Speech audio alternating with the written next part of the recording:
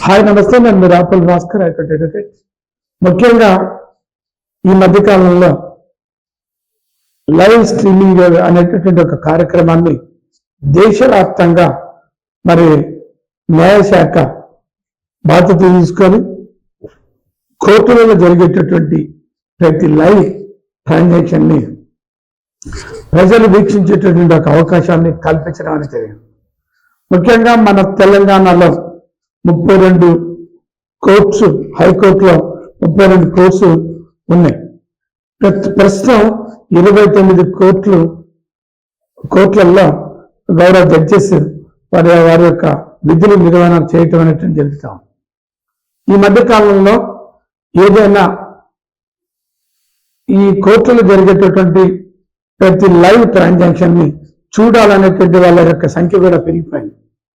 దాంతోపాటు ఏంటంటే గౌరవ ప్రధాన న్యాయమూర్తి గారు తెలంగాణ కోర్టు, హైకోర్టులో ఉండేటటువంటి 29 కోర్టులలో జరిగేటటువంటి ఈ లైవ్ స్ట్రీమింగ్ ని చూసేటటువంటి ఒక అవకాశాన్ని కల్పిస్తూ ఒక ఆదేశాలు జారీ చేయటం అనేది జరిగింది.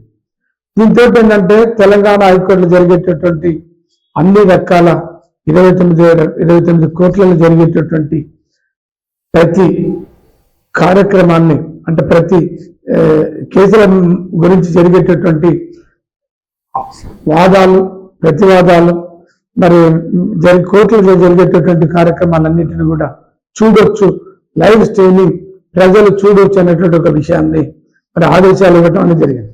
ఏం చేయాలంటే ఇట్లా ఈ నెల 21వ తారీఖు నాడు ఇట్లా ప్రారంభం చేయడం అనేటువంటి జరిగింది. గౌరవ చీఫ్ జస్టిస్ గారు దీన్ని మనం ఏదైనా కావాలన్నప్పుడు దీనికి ఒక లింక్ ఉంది. http://telangana.com/live/court-tile అనేటటువంటి ఈ యొక్క లింక్ ని కాక మనం క్లిక్ చేస్తే ఏ కోర్టులలో జరిగేటటువంటి ఈ న్యాయపరమైనటువంటి కార్యక్రమాలన్నింటినీ కూడా మీరు చూడొచ్చు. ఆ రకంగా హైకోర్టుల్లో కేసులు వేసినటువంటి వ్యక్తులు వాళ్ళ యొక్క కేసు ఉన్నటువంటి డేటు, టైం చూసుకొని ఎక్కడెక్కడ ఎప్పుడెప్పుడు ఏ రకమైనటువంటి ఈ న్యాయపరమైనటువంటి కార్యక్రమాలు జరుగుతున్నాయి అనేటువంటిది మీరు చూసుకోవచ్చు. మీ యొక్క నోటీసులు పెడుతున్నాం, మీ యొక్క అవగాహన కోసం పెడుతున్నాం.